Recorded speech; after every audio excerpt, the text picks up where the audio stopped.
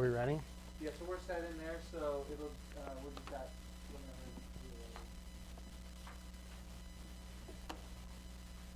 you're ready. Okay, so what do you want me to do? Just start? Yeah, whenever you're set. So, if there's enough time for me. Okay.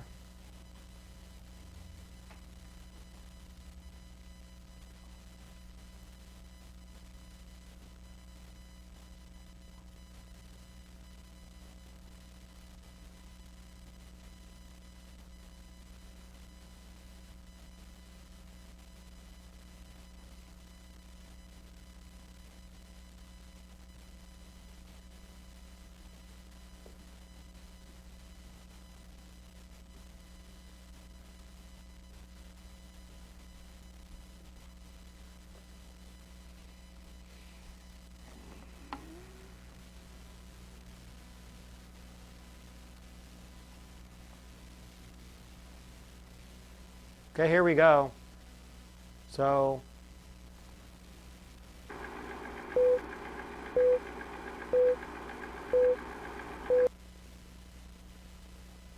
oops. Hang on, I'm resetting. I don't know why all this stuff came up.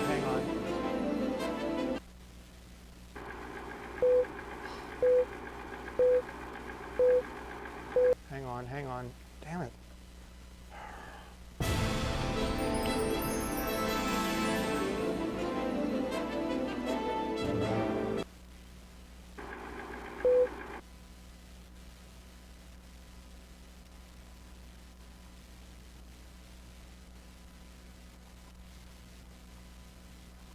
Okay, here we go.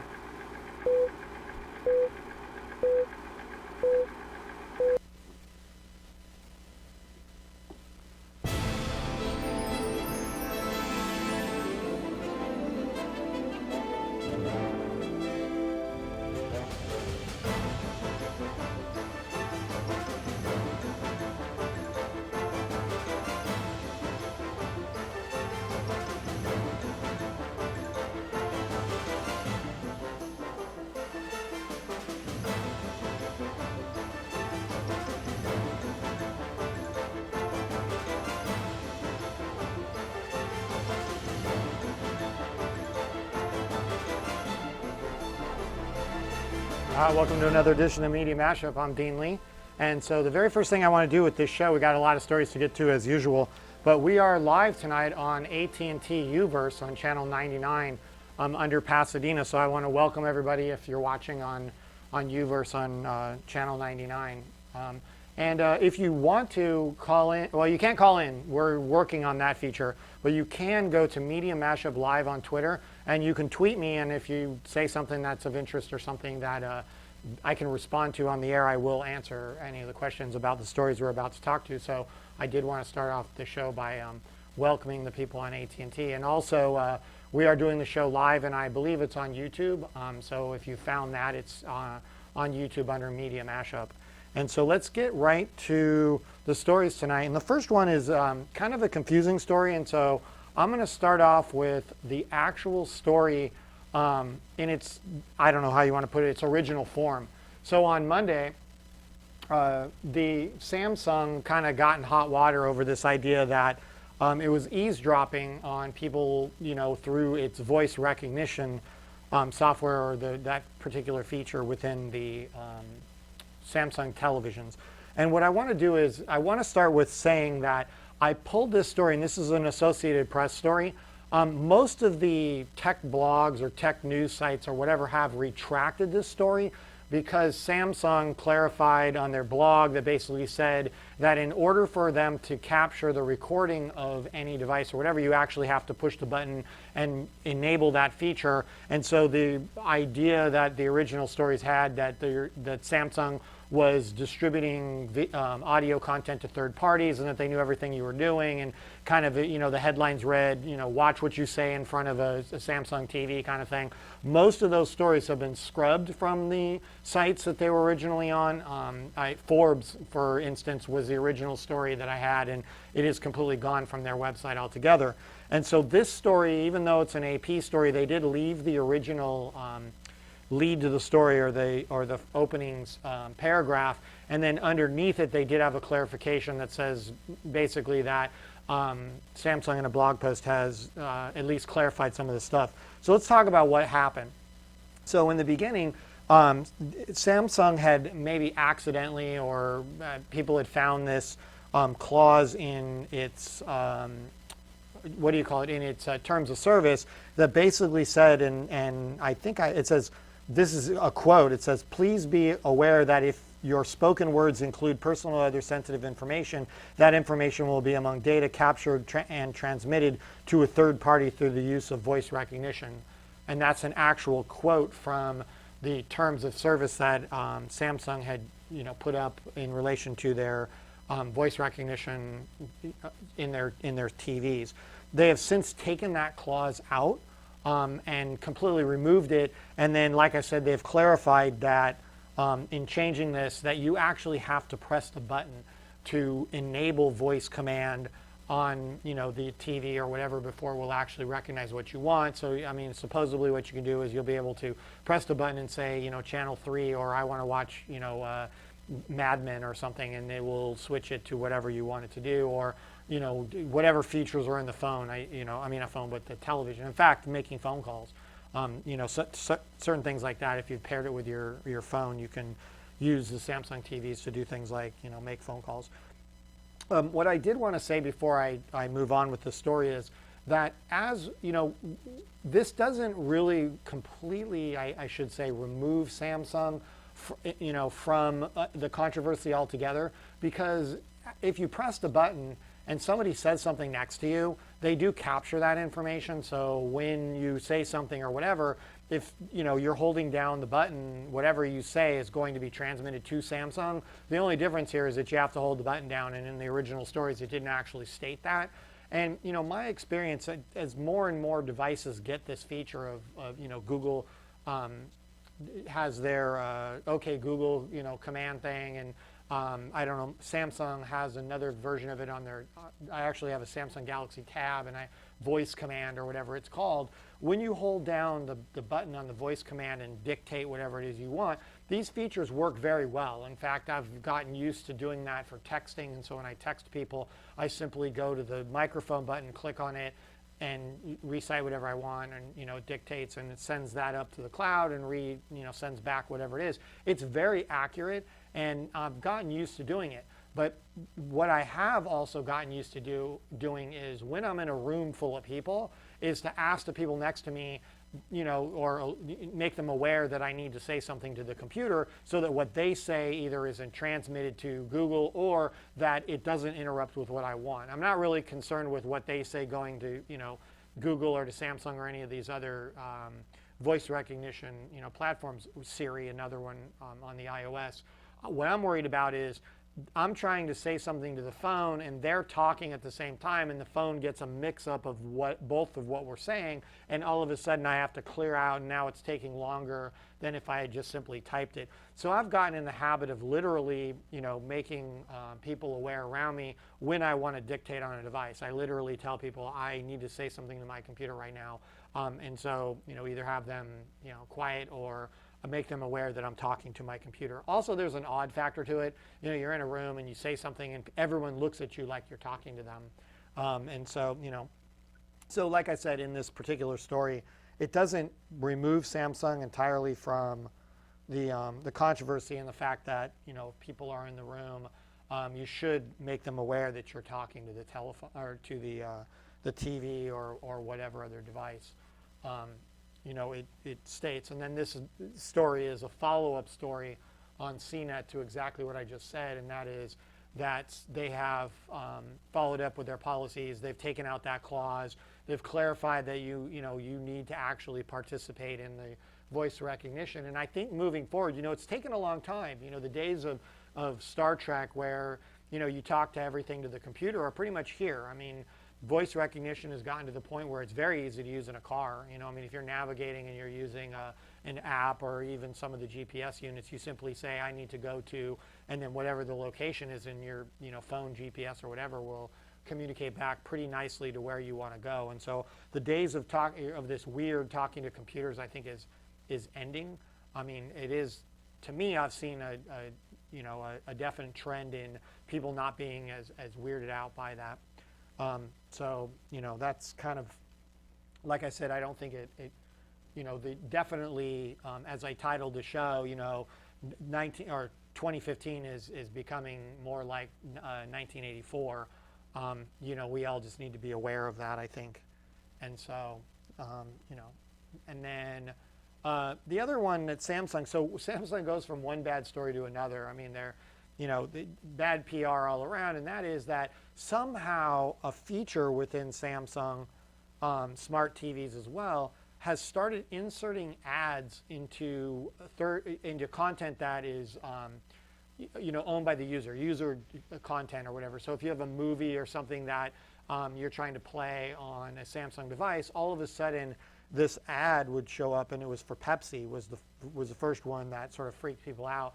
And by the way, I believe in the story it says that this happened in Australia, and there was a whole bunch of stuff that went around what might have occurred in this, and that it might have been a feature that was accidentally made available when it shouldn't have within the TVs, and now it's really freaking people out. I mean, as the headline in this says, it's freaking users out, is that now Samsung is placing ads into things that normally didn't have ads, and I don't know how, moving forward, if this is a way to, monetize their services or how they make money off of it. I'm not really sure, because it's not really clear as to how they would know, if they interject a Pepsi ad into my, personal home movies or whatever. I mean, that is kind of weird, but I don't know how they would know unless, once again, the TV is sending back data that how many people have actually seen that. I did see this now that it showed up in the Plex forums, and that people were seeing this on the Plex format, and using that particular service, they started seeing ads when there shouldn't have been ads. And that, basically alarmed people. And then from, this or whatever, people started noticing that these ads were showing up in other places that they shouldn't be. And Samsung responded basically saying that this shouldn't have happened, that there was a mistake. And like I said, it's saying that it was this was occurring in Australia, but Samsung being a worldwide company, and that these TVs are sold pretty much everywhere in the world, whether these features are in there or it's something that Samsung's experimenting with. I know that I was reading today that I don't own a Samsung television, but I am, through reading this, aware that Samsung puts banner ads in other places on their device when you're looking through menu systems or other stuff, that they have turned to advertising on their TVs outside of the content. So, I guess bad times for Samsung, or, maybe people will get used to this and they'll make some money. So the third thing, and this is, since I figured we were going to do two stories that were somewhat negative with Samsung, Samsung is reported to have released, or I should say reports say that some leaked information about the new Samsung Galaxy S6 has displays that are actually three-sided. And so, as you can see the picture in here, it looks to me almost like a fish tank or something. Like, there's as that rounded edge right there, and you can actually see on the sides of the device as it sort of rolls over the edges. That's definitely an interesting feature. I don't know if this is going to allow touch on the sides, that you'll have sort of your menus and your all of your navigation buttons and everything on the sides like that, or what this would be used for. That would be my immediate guess. But it's definitely an interesting design, and as one other person pointed out, that making this three-sided and having each, making this sort of rounded effect on both sides, maybe one idea would that they should keep it on one side so that what's up and what's down on the phone. So if you pick your phone up, now they're just a slab of glass. It is somewhat difficult, especially if you don't have sort of physical buttons on it to tell which side you pick the phone up and it's upside down. This would clearly tell you when the phone is right side or upside down. So that's kind of an interesting concept on what they could do with this. But so definitely interesting design. It'll be eye-catching. I mean, Samsung, unfortunately, it took iOS or Apple with the iPhone and iOS devices quite a while to innovate, having larger screens and doing some stuff that made, they're back in the game, but now, people are innovating beyond just this idea of large smartphones. Now actually, with this rounded glass stuff, it'll be interesting to see it and what kind of, uses this will have. As a side note to that, there's also this 3D effect where the buttons and things can float off the edge of the screen that came out in the Samsung Galaxy. I think the 5 had it or whatever, but I know HTC was experimenting with that, and so as you looked at the phone, it almost had like a 3D effect, and the buttons kind of jumped out at you. So there's definitely some innovative stuff going on, and the Mobile World Congress, which is kind of the all place for smartphones as far as conventions go, will be held in early March, and so we're going to see more leaked stuff come out. But as soon as the Mobile World Congress, after that event, we're going to definitely see all of this sort of new innovation in smartphones. So and something that I'm kind of interesting to find out about, and that's Windows 10 and what they do with the sort of this mobile or the smartphone versions of Windows 10. So we'll have to kind of wait and see on that. So let's move on from Samsung. I think that's my last Samsung story. Yep. And so the next story isn't as fun as what's happening in the smartphone world, and that is, we're back to, I said, early on in the year that the two big stories that will continue to happen are drones and hacking, and sort of this people being hacked, and that's exactly what this story is about, and that is Newsweek and Twitter had their accounts hacked, and as you can see, there was replaced with this sort of threatening, I don't know if I can make it larger, but I can definitely make it so you can kind of, so they tweeted out, and Newsweek and stuff, that sort of threatening the president and his family and his daughters, and I mean that makes it pretty serious. I have to say that making threats to the President of the United States is not something that the Secret Service or anybody else is going to take lightly. And if you want to get the attention of the U.S. government, this is one way of doing it. I'm not, condoning this or in any way saying this is the way to do this. In fact, I would strongly advise against doing it this way. But the ISIS and this is a pretty nasty group of people have chosen to use threatening manners and it's sort of hacking and taking over the president or Newsweek and Twitter accounts to get the president's attention, which I will say, this is kind of a follow-up story on that same graphic. Goes into a little bit more of, instead of the other one focused on Newsweek and Twitter getting hacked, this is directly focusing the story on the president's family and basically a direct threat against them.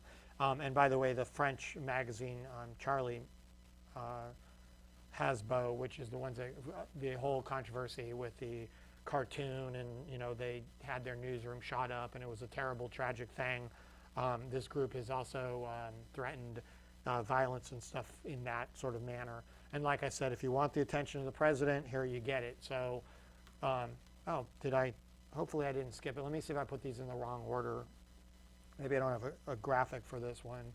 Let me see if I put these in the wrong order. Nope. And so let me go and see. I'll leave this graphic on the story and I'll just talk about this. So the White House is actually, after being, at the same time, I shouldn't say after or before, have now created a new agency to deal with threats in, cyber, criminals and all this kind of stuff. So let me see what it's called, the National Counterterrorism Center. It's modeled after the National Counterterrorism Center, which the agency launched after September 11th. This organization is going to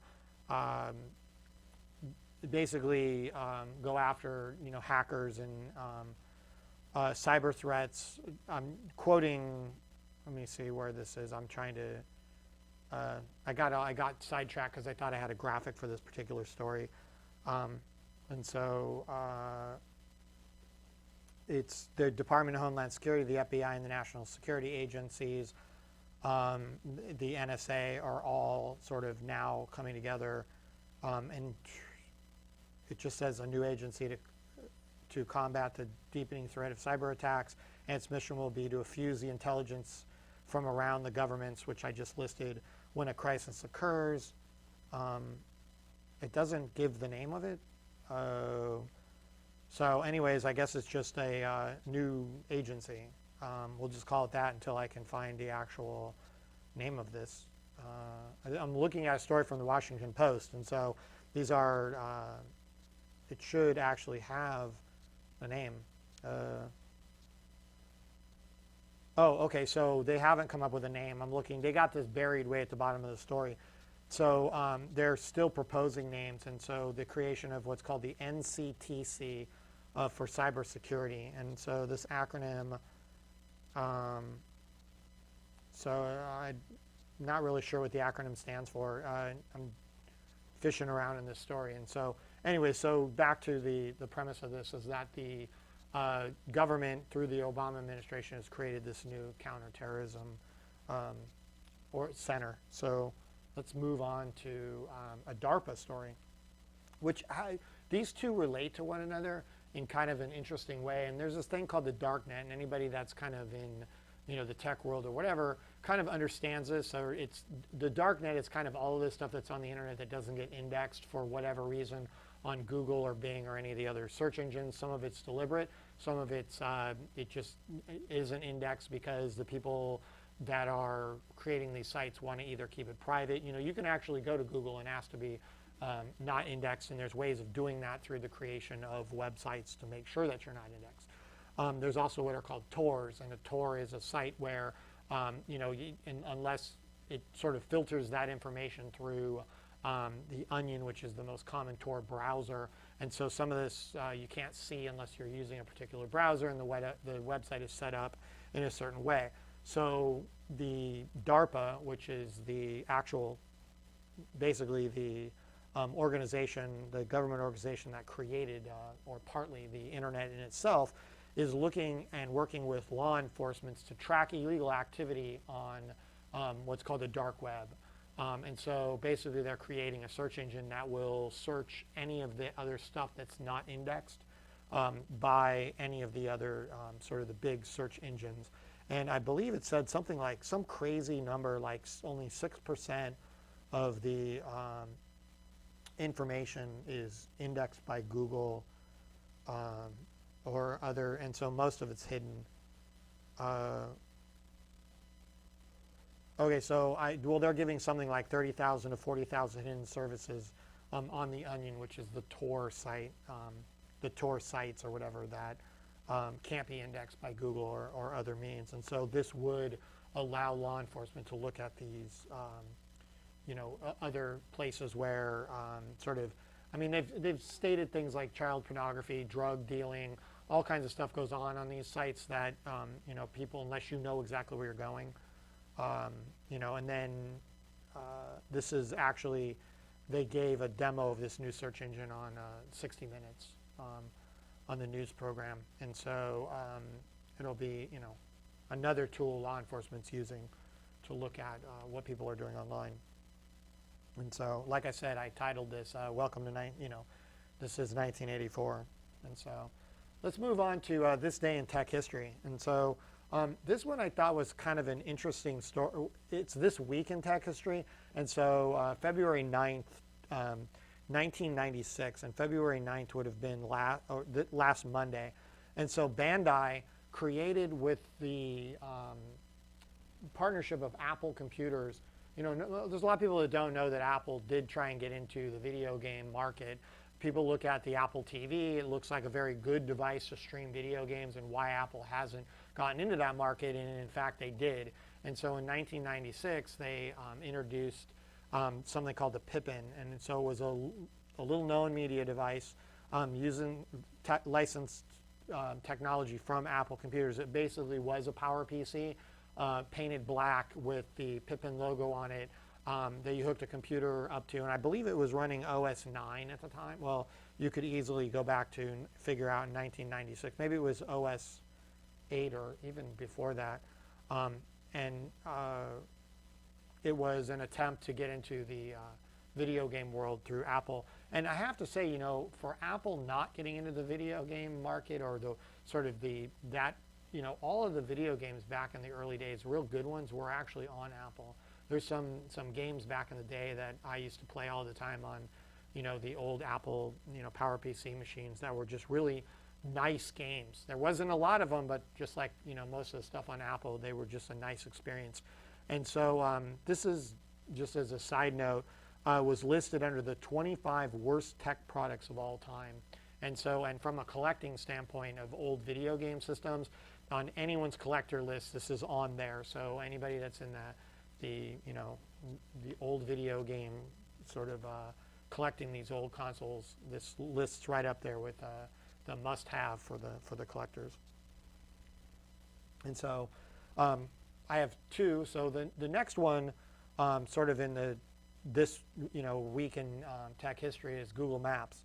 And so on February 8th, which would have been Sunday, Google Maps turned 10. So we've had Google Maps now for 10 years, and it's evolved significantly over the 10 years that it's been there. Basically, when it first started, it was a mapping service, and you kind of just looked up wherever you were going, kind of like, I hate to do this, but sort of the online version of the Thomas Guide. So the Thomas Guide is, if you're anybody in the delivery service, or if you are a truck driver or anything like that, everybody's used to have a Thomas Guide. And so Apple unfortunately kind of put that out of business, but in the beginning that's kind of what it was. It was an online mapping service, and now it's everything from Street View to Waze, which is tells you real-time traffic data using social media, so other drivers can alert you for traffic information and all that kind of stuff. And so it'll be interesting to see what in 10 years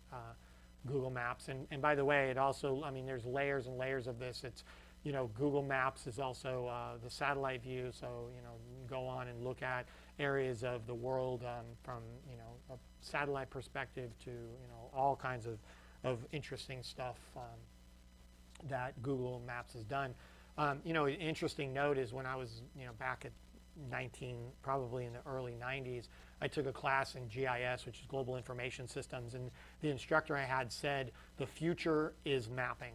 And I thought, well, that's kind of interesting, but it's okay. And so I learned all about cartography and map making and all that kind of stuff. And if I was smart, I would have went and got a job working at Google. And so, but instead, I'm doing a technology show, and let's move on to our next story, which is this story came out today, and I would have led with this story because I think it's that significant. But the Samsung story, that's on everybody's mind on what everybody's concerned about, privacy and all this kind of stuff. But this story, I think, is a big one to pay attention to, and that is, starting today, wireless carriers must unlock your cell phone.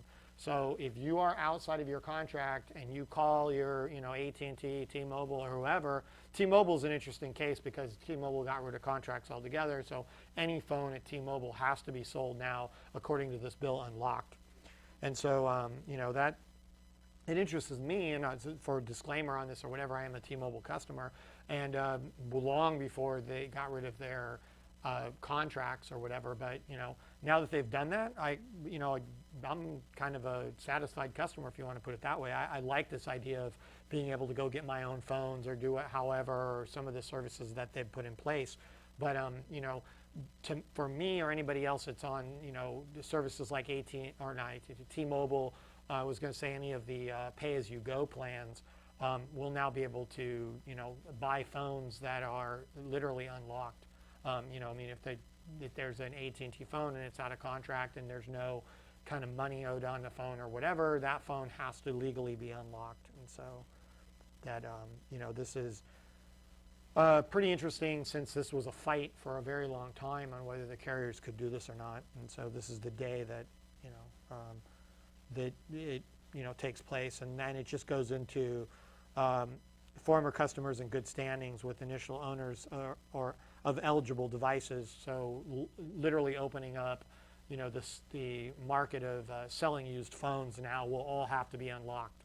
So that's kind of great news. There's if you go on there, and I forgot what it's called. It's like if you go on to eBay, there's phones that are SIM locked, or I forgot what it's. There's a specific term that means that the phone's either there's money owed on it or that it's not in good standing with the company or whatever. And if you buy one of those particular phones, it's basically a paperweight. And if you go on to, there's a whole debate over this on eBay as to whether these phones should even be being sold, if you should be able to buy a phone. They claim them. Whenever you see a phone that looks too cheap to be a good deal, you can see that on there. There's a disclaimer that'll say that the phone basically you can't put a SIM card in it and just use it. It's only available for parts or whatever. So I don't know how that's going to interfere with this unlocking the phones, but we'll have to see. So and in the story it does say that the requirements do include the CTI. The requirements part of what's called the CTIA Wireless Association's customer code, and then it's for the 4 major carriers, and so, but sort of interesting times in unlocked cell phones.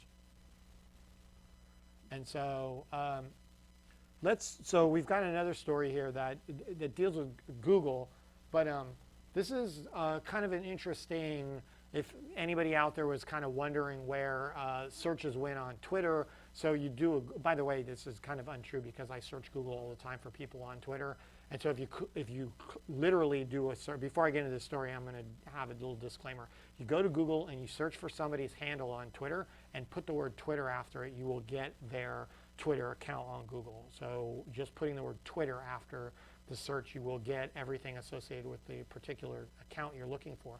But what Google is now going to do is they're going to include back into the tweets in real time on Google search. So if he was there, I believe if I remember the story, and I have to go back on my own memory and not the story that we're looking at here, but I do believe it was clogging Google up, or Google, was some type of Google was denied what's called the fire hose, which is the information that Twitter puts out there on everybody, that somehow they had a falling out and Google felt like this was clogging up their search engine anyways, because all of this information, if you search for something, you would just get all of this, Twitter stuff on there. And Google's gone through this. It happened with Wikipedia as well. Like you'd go on there and if you search for a term, it'd just be Wikipedia. Everything in the beginning of the search engine would be whatever, particular service. And so now all of the tweets in real time are back. And I don't know, it'll be interesting to see whether or not Google is sort of, if you follow sort of the progression of Google, they now have 2 sort of basically, what do you call it, like columns of information. And so you have on the left, the Google searches the way they've always been, and on the right, stuff will show up that's more specific to what you're looking for. So if you search for a person, that person's name comes up with a photo of them. It will come if they're, if they're famous for something like a movie, it'll have that information from the Internet Movie Database. If there's a prominent wiki page or a Wikipedia page, that information will show up on the right under this other side column. And it'll be interesting to see whether or not Google puts the real tweets and all the information on that second right side panel, taking it out of and not clogging up their sort of main Google feed on this. Interestingly enough, what also doesn't show up that used to show up was the Google Plus accounts, right? So whether or not, because Google has a direct competition with Twitter and Google Plus, whether or not, they're going to, in real time, put their own information on there. I don't think you're going to see Facebook anytime soon, because that not only was there a following out with that, but Facebook and Microsoft have pretty much made agreements to have all of the Facebook show up in Bing, and since Bing and Google are sort of going head to head or competing with one another, I don't see at any time soon that you're going to see Facebook data in there. And so there's information here that there's a licensing agreement and that Google might be paying for this stuff. There's no advertising revenue deal, but there is a possibility that this is a situation where Google's looking at this as a way to make money on featured tweets or any of the stuff that Twitter is making money at. And so basically, then the story you are looking at is from TechCrunch. The original story came out of, I believe, Bloomberg. And so this is re-reporting on re-reporting on re-reporting, if you want to look at it that way. And so the original story in Bloomberg is basically saying there's no agreement here for any type of revenue in ads or sharing revenue in ads. And so moving right along. This is kind of a fun story. Nobody really knows what it means, but Google and Mattel have come out with a statement basically pitching a new product next week. Actually, the story came out last week, so it's tomorrow. And so tomorrow they're going to make a announcement about some type of merger, not necessarily merger, but a agreement between some type of joint project between the toy maker and Google. And this is going to be at the North American International Toy Fair, which begins Friday. So the announcement's tomorrow. The toy fair begins on Friday. And there's a lot of speculation, even though they haven't said this, and it's even in the story at the very bottom, that this is related to the Google Cardboard, which was kind of their, not really, I mean, it was at the last Google I/O. So last year, Google at the, basically the I/O is their conference for developers for new, Android, the SDK and the developer kits and things that, Google releases all the information about. They handed out this thing called Google Cardboard, and basically you put the smartphone in the Nexus 7 or whatever, not 7, the Nexus device in the cardboard, and it made a virtual reality headset made out of cardboard. And there's some speculation that this might be what this is, that this is the release of that cardboard, product or whatever, that they might make this available to the public or something like that. Or it could be something to do with, Google. I mean, they've done a lot of stuff. I mean, if you go on, and I forgot what the actual address for this is, but you can go on and actually build things with Lego, with a partnership Google made with Legos to make a virtual reality sort of thing or whatever. So who knows? Showing the old ViewMaster, speculation's high that it's some type of virtual reality product, and maybe even a throwback to maybe the ViewMaster 2.0. Well, I guess it would be, whatever. I don't want to go 2.0 because that's an old term, but the ViewMaster 2 or something, and or what was the stereoscopic device that they had in the old days where you just took the postcard. I was just at a flea market and saw one of these for sale for like $50. I thought, oh, that's kind of interesting. And they had a bunch of postcards, and you put the postcard at the end of it, and it's the thing that predates the ViewMaster. It's like stereoscopic something or whatever it was. So, but anyway, so we'll have to kind of see tomorrow. Next week, I'll kind of we'll talk about that. So this is part of the show where I do, a DIY tech tip, something that I find interesting or something that's useful to, that people can do for either cheap or free. And this week is an app. And so we are, as you watch all these slides kind of whiz around on the screen, I'm using a program called Prezi. Unfortunately, I'm actually blocking the little Prezi. I don't even know if I can bring it up, but trust me, I'm using Prezi as the software, running this slide presentation. And the company has just released something that I found kind of interesting or, neat, I would say, and it's called, it's Nutshell. And so you can go to iTunes. This is an iTunes only app right now. And so I'm sure since Prezi's on every platform there is, as far as their regular presentation platform, that the Android's coming soon. I would just have to say that. But this is kind of an interesting concept, and what you do with it is you basically take, and so this is for those people that want to, download it. I don't know if I go to iTunes, go to Nutshell, Camera. It's a free, right? It's free. And download this app, and then what it does, and let's move on to the sort of the story about this. So what it does is it turns your photos into kind of a mini movie. And so you take, and there's other apps, by the way, and I forgot the name of it. There was, it's going to drive me crazy that I can't remember the name of, it'll come to me in the middle of this conversation. I'll blurt it out. But so what this does is it turns your photos into a movie by you basically take your device and I'm holding an iPod Touch and this works on an iPod Touch.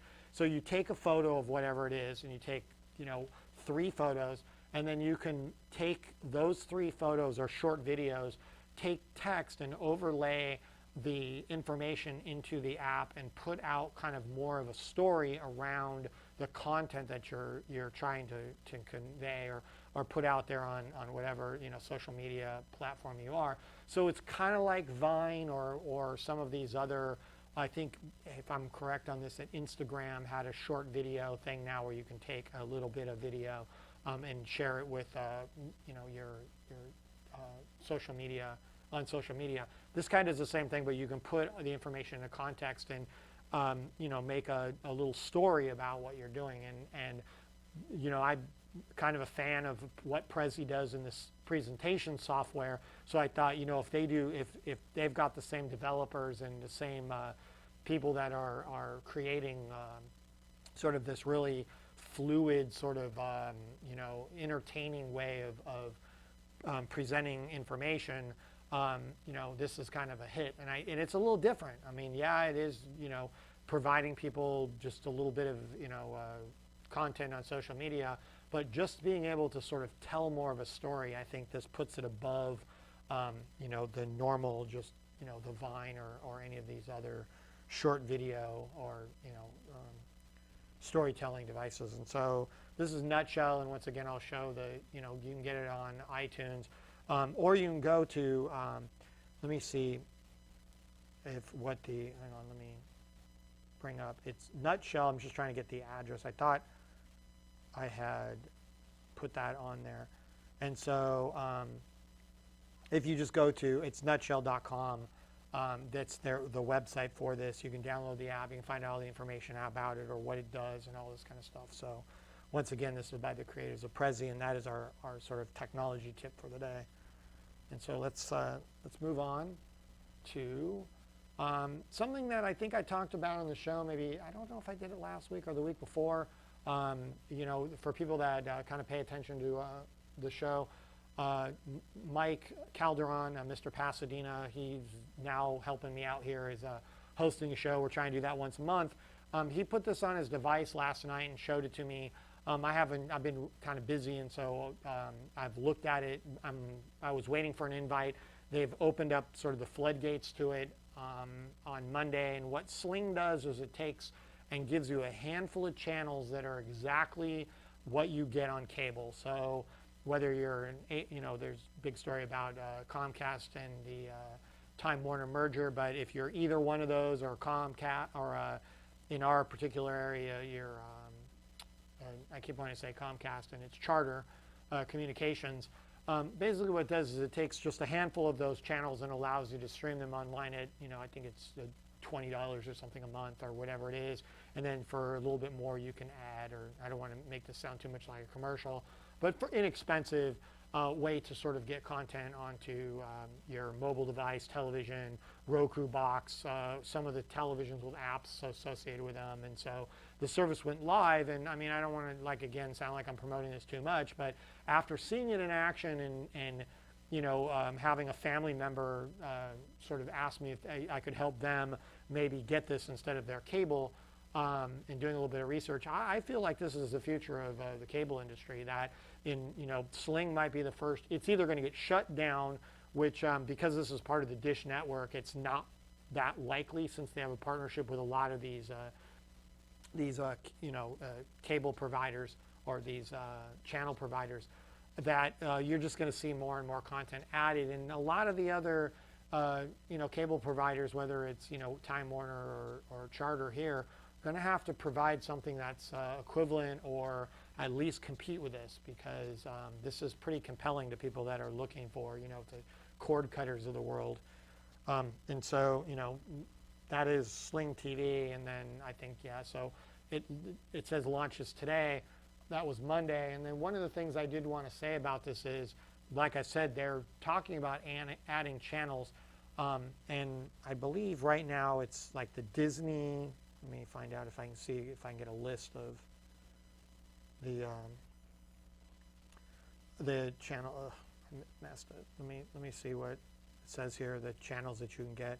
So ESPN, ESPN2, TNT, TBS, CNN, and HGTV, the Cartoon Network, are all included in what they're calling their base package. And then what's interesting me is AMC is coming soon, and AMC is, for the sort of geeky community out there, you're getting The Walking Dead, you're getting the new, not just, transition right into this story, and that is you're getting the new story of Better Call Saul, which is a spin-off of Breaking Bad, which is probably one of the biggest television shows to come around in a long time. In fact, the premiere of it was on Sunday night, and as you can see right from the headline, it set Nielsen ratings records, and so that's pretty interesting. And so the Better Call Saul, you'll, in theory, if Sling puts, as rumored, AMC, you'll get this on the Sling TV, which I think is going to be a huge draw. I know there's a lot of people out there that are just pushing the ESPN and ESPN2 and talking about this is just going to revolutionize the way people are watching sports, and that might all be true. I watch sports to a degree. I'm a reporter, and I have to pay attention to some of that stuff. But as a fan, I'm not the super fan. I don't pay attention to all the games and know all the statistics and talk, the game like, I can talk a conversation when I need to on whatever sports it is, but that's just because I do research and, my sort of reporting skills, if you want to put it that. And I'm not that excited about ESPN and ESPN2. I might watch, my sports kind of, I like hockey and basketball and things like that, but you put AMC and you start giving me The Walking Dead and this new Better Call Saul, and, once again, to be truthfully honest, I watched the trailer for it. You can, why don't I just put this up there? I think I'm going the wrong way. Let me see if I'm, so yeah, here we go. So if you go on AMC's website, you can actually stream it. And I haven't got a chance to do this, so it says watch full episodes. They actually, to my surprise, aired 2 of them Sunday night. And so you can see episode 1 and episode 2. Right now, for the next 28 days, you can go watch Better Call Saul. I kid you not, as soon as I'm done with this show, this is my evening. I plan to go home and I'm going to watch both of these episodes. I pulled this up and I really wanted to do it today, but I had to get other stuff done, including putting the show together, and so I wasn't able to catch these. But I'm really excited for this spin-off, and there's a lot of people out there that actually think that this shouldn't even be referred to as a spin-off, that it's that good, that it's right in line with Breaking Bad, and you can see right here in the photo that we've got some of the characters 10 years, I believe, before the events in Breaking Bad take place. And for those that, I don't think this is really called for a spoiler alert, but Saul is the attorney that's kind of corrupt and shady that helps them money launder and do all kinds of really corrupt things. And so, Walter White and his wife and all the other characters, Saul is the guy that kind of protects them. And clearly from what I've seen on the series here, this is how he becomes corrupt, or what he does really to, earn his reputation as kind of a really, really shady lawyer. And so let's move on to, we're talking about sort of cutting the cord and all this kind of stuff. This story kind of surprised me. This is Target's pulling their video streaming effort called Target Ticket. And as this happens, some of these services I don't even know about until I actually read the stories, and this is one of them. I had no idea that Target even had a streaming service that you could go on and sort of, pay for some content on there. So it doesn't really surprise me that it's going away.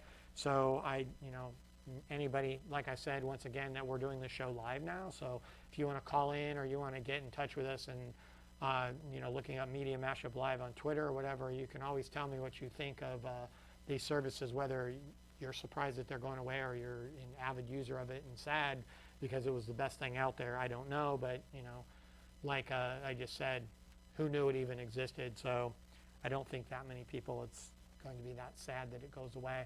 One of the things that's kind of interesting, and I'll leave this story on this note, is as more and more of these services come about, and you have Redbox, and obviously Amazon has their Prime service. people kind of can't get nickeled and dimed to death, so you can't keep charging everybody $7.99 and expect that everybody will just, jump onto your service. The space is pretty much dominated by Hulu, Netflix, and then to a somewhat lesser degree, Amazon Prime. But as we move forward, I think the services that are going to win out for people to add are the ones that are like Cricket or what is it, Popcorn Flicks or whatever that is, where it's like Netflix, but you don't have to pay for it, but you have to sit through the commercials or some other advertising way for them to monetize the service.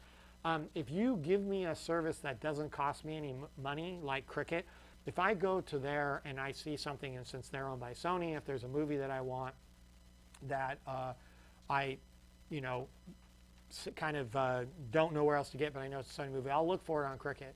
So I have no problem with that, and I don't think most people do. But at $7.99 each, I think you're going to slowly kind of see things like Redbox and, this Target ticket. And I don't remember what the one that Walmart has, but I know they have one as well.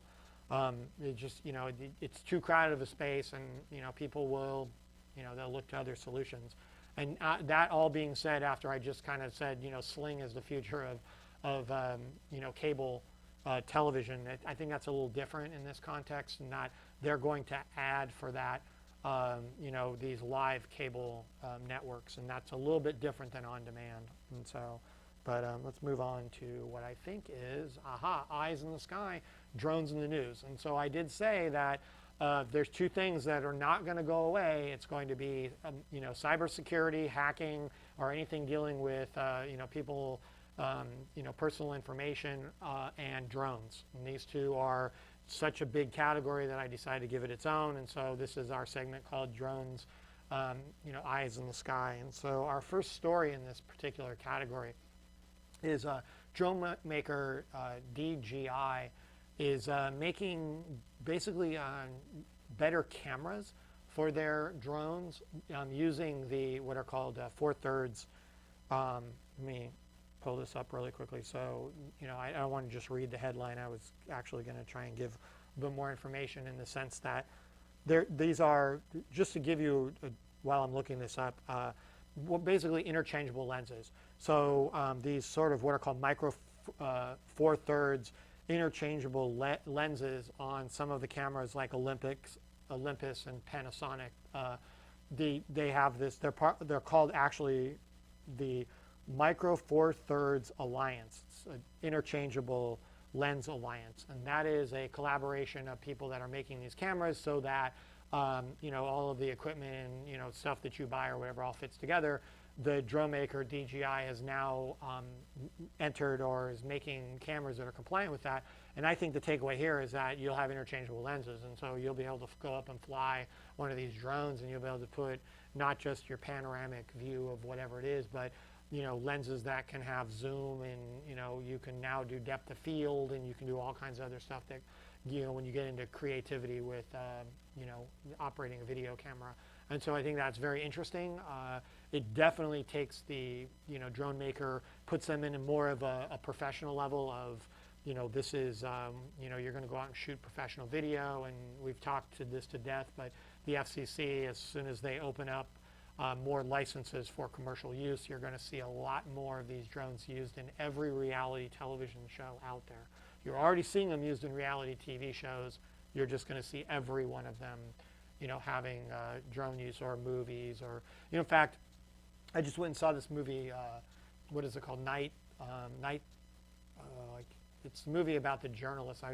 Nightcrawler. That's what it's called. It's about a kind of the shady dealings of a stringer that goes out and does, gets news during the middle of the night and does all the if it bleeds it leads, and does all of the stories about car crashes and all kinds of murders and all gunfire and police shootings and all this stuff. At the end of that movie, there's a scene where the camera pans up at the end before the credits go, and my immediate reaction is, oh, they probably used a drone for this. And so that's how prevalent they are in movies. I now look for these shots that drones are being used in. And so, more to come on that. So let's move on to our next story with drones. And that is, if you don't like them, and so now you can add, there's a website that will let you create what they're calling a no-fly zone over your property. Whether or not the FCC is going to listen to you, that's a different story. But you can go to noflyzone.org and register your property with this particular website. And like I said, whether or not the FCC takes any interest in this at all, I'm not sure. But drone makers, like we just said, DJI, the software updates that they have in them have the capability of adding in no-fly zones, and maybe these drone manufacturers will take notice in this and will exclude your property if you really don't want or that nervous about drones flying over your property and all this kind of stuff. I did talk about this before, but I'll just reiterate it, that the property, the way that the FCC works, they don't have any jurisdiction over the property above your house. And so in areas what are referred to as G or Zone G, these are areas that you're legally allowed to fly model aircraft or balloons or any of that kind of stuff. And if you're doing it over your property, what your property deed or whatever says in it, that you own the airspace, what's reasonable for you to deal with any of the issues that you might have with your property. If the tree grows to a certain height, or you're flying something over your house, if it's within reason that you're dealing with something that would give you the rights to the property, that's where you're, if you want to call it airspace or the limit above it. And as a sort of trained as a geologist, you don't own the mineral rights below you, especially if you're in the LA area. So you have only to a certain depth down below you to dig. So if you want to go the opposite way, just as a fun side note, you don't own the mineral rights below your property unless you own that property back into the 1800s before any of the companies like Shell Oil and stuff bought the mineral rights to all of the area. So we're kind of running out of time, so I want to move on, and we've got a few more drone stories to talk about. And so like I said, drone use is becoming very prevalent, and so I look up these stories of sort of crazy bills or things that people might be using drones for. And this was a bill introduced in the state of Michigan, which should somewhat alarm people, that Michigan State now it is illegal to use, or will be when this goes into law, unmanned aerial vehicles to hunt with, literally while hunting. And my first thought was, in Alaska they have a similar bill that doesn't allow you to hunt large game using airplanes, and so you're not allowed to fly over an area and track wild game and then go down and land the plane and go down and shoot animals or whatever. In the state of Alaska, this is very similar to Michigan not allowing drone use. And my first reaction was that as you read into the bill, it actually states you can't put guns on a drone and actually shoot at animals and use these literally for hunting. And I thought, okay, that's really something that I don't want to see in the public anyway, is drones out there with any type of weaponry on them for civilian use. And so this Senate bill, if you're in Michigan, Bill 55 would prohibit any of this stuff I just talked about. The reason I'm bringing it up, we're not in the state of Michigan, but I don't literally want to see this and spread to other states. We're in California. Southern California might be a crowded area, and there's, it's suburbia, but up in the northern part of the state, it is wide open. Most of the population of the state of California is in the lower half of the state. In fact, Sacramento is about the middle of the state, and so everything above that is wide open. And so you could see a bill introduced here in California in the areas that people hunt up in the northern part of the state. So I just thought I'd sort of bring that up. And I think I have one more story on drones. And so this is a story I found kind of comical, and that is, there's a study that was done basically showing that birds are I'll just read the headline, are mostly cool with drones. Now, I was tonight going to bring in my drone, but I decide not to. Maybe we'll fly it next week. I can't fly it every week, and it's kind of difficult to do the show and fly the drone at the same time. But I bought 2 of these now, and they're small, little, they're definitely, I don't know if I'd call them toys. They're definitely model aircraft, and they're kind of fun to fly. They don't have cameras on them, and I bought them strictly to learn how to fly with. But every time I've taken it out to a park or to a public area, I have every bird in the neighborhood looking at me, and I got a clear audience of, a bird or wildlife in all of the trees checking me out. Some of them will fly out and kind of look at the drone and go back. And so it made me cautious of this story, of that birds are kind of okay with drones. And I've found that to literally be the exact opposite of my personal experience with drones. And so in this, story, they had a researcher go out with a drone into the southern wetlands of France, equipped with a GoPro camera. It climbed 30 meters into the air, buzzed around an area of flamingos, got as close as it could, and the flamingos didn't really react to the drone at all. And so they decided to further investigate how close they could get, or whether drones really did impact or interfere with bird life, right? And so the idea was, no, that birds actually don't care, or they're not really, one way or the other, they're not really that concerned with drones.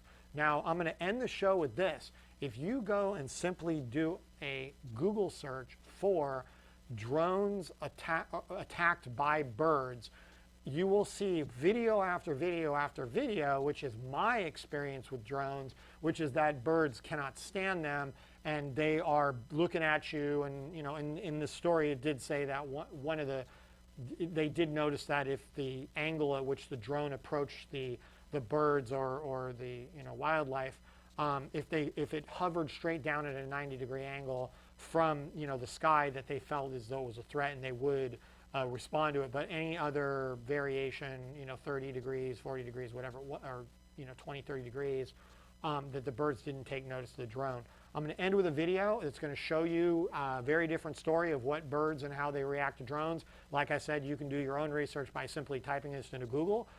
There's everything from an eagle to, there's one where it's a duck on a golf course. It just wipes a drone out, and you can see these, and some of these are actually viral. And so with that, I'm going to end the show. Until next week, and once again, thanks to the people that are watching this on AT&T. And so let's see birds attacked by drones.